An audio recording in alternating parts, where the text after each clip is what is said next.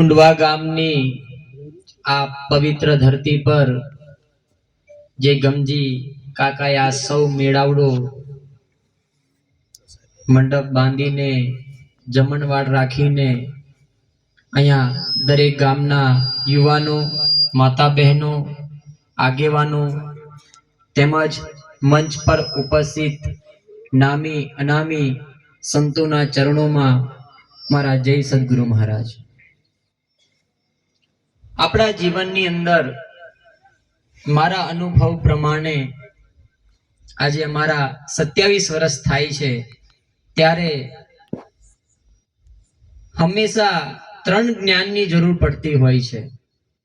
એક ધાર્મિક જ્ઞાન, બીજું અક્ષરી જ્ઞાન અને ત્રીજું સામાજિક જ્ઞાન। ધાર્મિક જ્ઞાન આપણને આવા સંતો ઉપસ્થિત થઈને જ્યારે આપતા હોય છે ત્યારે એમની વાણીની અંદર એવી શુદ્ધિ, એવા વિચાર રહેલા હોય છે કે જે આપણા અંદર જે રહેલો અહંકાર, અંધકાર દૂર કરવા માટેનું કામકાજ કરે છે। આ સંતોની તપસ્યાના કારણે, આપણા પૂર્વજોની આ તપસ્યાના કારણે આજે આપણે સૌ આગળ ભેગા થઈ શકીએ છીએ।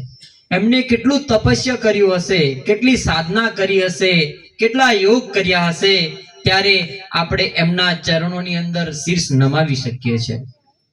જ્યારે અક્ષરી જ્ઞાનની વાત કરીએ ત્યારે અક્ષરી જ્ઞાન આપણને જ્યારે આપણે 5 થી 6 વર્ષના થઈએ છીએ ત્યારેથી એની શરૂઆત થાય છે। એ અક્ષરી જ્ઞાન આપણને જે સ્કૂલમાં જે ટીચર ભણાવે છે ને, એને અક્ષરી જ્ઞાન કહેવાય છે।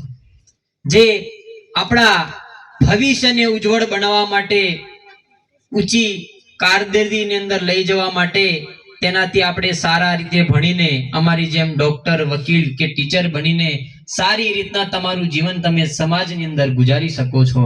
એ જ્ઞાન આપણને આપણા શિક્ષક આપે છે, જે અક્ષરરૂપી જ્ઞાન કહેવાય છે, જેને અક્ષરી જ્ઞાન કહેવાય છે। સાથે સાથે સામાજિક જ્ઞાન શીખવા માટે આપણે આપણા સમાજના આગેવાનો સાથે બેસવું પડે છે। આપણે સૌ બધા સમાજ કરીએ છીએ। સમાજ એટલે શું? સમાજની પરિભાષા શું? સમાજ એક સરખા કપડા પહેરવા, એક સરખી બોલી, એક સરખો પહેરવેશ એટલે સમાજ ના। સમાજ એટલે એવા લોકોનો સમૂહ કે એકબીજાને પરસ્પર સારું વિચારે, એકબીજાની પરસ્પર સારી મદદ કરે, એવા લોકોનો સમૂહ એટલે સમાજ થાય છે। પણ આજે સમાજની કઈ પરિભાષા કઈ અલગ દિવસે દિવસે દેખાઈ રહી છે। એક ઉદાહરણ તરીકે જોઈએ તો ગામમાં એક ચૂંટણી આવી, ગ્રામ પંચાયતની ચૂંટણી આવે ને તમારે, એક ચૂંટણી આવી, એટલે ચૂંટણીની અંદર વિદુરભાઈ 50 જણે ફોર્મ ભરી દીધા, બધાને સરપંચ બનવું છે ફળીએ ફળીએ એમ।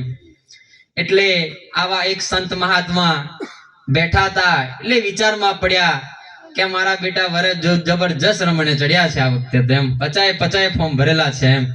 ત્યારે એમને એક સભા બોલાવી, સૌને બોલાવ્યા અને કીધું કે તમે આ દરેક જણ સરપંચ બનવા માંગો છો? કે હા બાપુ, અમે લોકો સરપંચ બનવા માંગીએ છીએ એમ। તો મહારાજ ઉઠ્યા એટલે ખાડો ખોદાયો, પહેલા તો બરાબરનો 10-25 ફૂટનો કુવા જેટલો ખાડો ખોદી નાખ્યો, અને પછી બધા કે ઉતરો એમ, નિસરણી નાખીને દોડું નાખીને તર્યા બધા, અને નિસરણી હોકાડ લીધી, દોડું હોકાડ લીધું। પછી એવું કીધું કે એક જણો ઉપર ચડીને આવતો રે, એ સમાજનો મતલબ એ સરપંચ એમ। તારે બધા કાકા કુટુંબના ભાઈઓ જ હતા, એટલે અંદર ગામના આખા ગામના એટલે મતલબ નજીકના ફળિયાના જ બધા ઓળખીતાઓ હતા। એટલે એક ચડવા જાય એટલે બીજો ટાટિયો ખેંચે, ત્રીજો ચડવા જાય એટલે ચોથો ટાટિયો ખેંચે, ચોથો ચડવા જાય એટલે 5મો ખેંચે, એકે બાર આવ્યો નહીં। ત્યારે આ કહેવત પરથી એક જ વસ્તુ આપણને સમજવા મળે છે કે આપણો જ ભાઈ, કદાચ આપણો દીકરો જો આગળ વધતો હોત ને આપણે એને ખાંધો જ આપીને ઉપર ચડાયો હોત તો આજે આપણો ઘરનો સરપંચ હોત।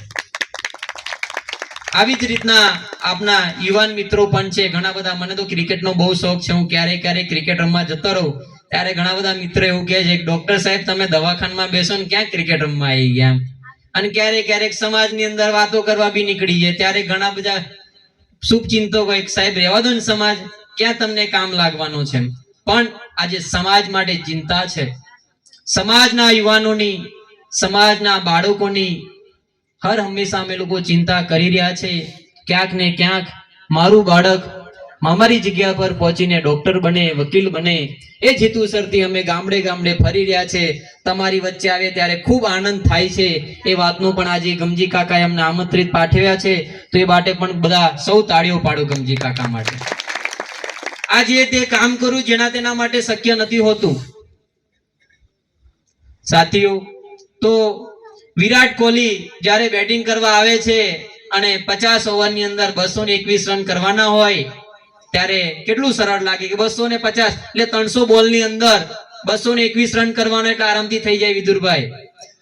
પણ જ્યારે વિરાટ કોહલી ત્રીજા જ બોલે આઉટ થઈ જાય એટલે આપણે કહીએ નહીં, બરાબર બેટિંગ નહીં કર્યું, હકનો રમ્યો હોત તો કદાચ રન પૂરા થઈ જતા. એટલે આપણને ક્રિકેટ પણ જીવનમાં શીખવે છે કે આપણે હકના જિંદગી જીવવાની છે, હકના રીતે ચાલવાનું છે.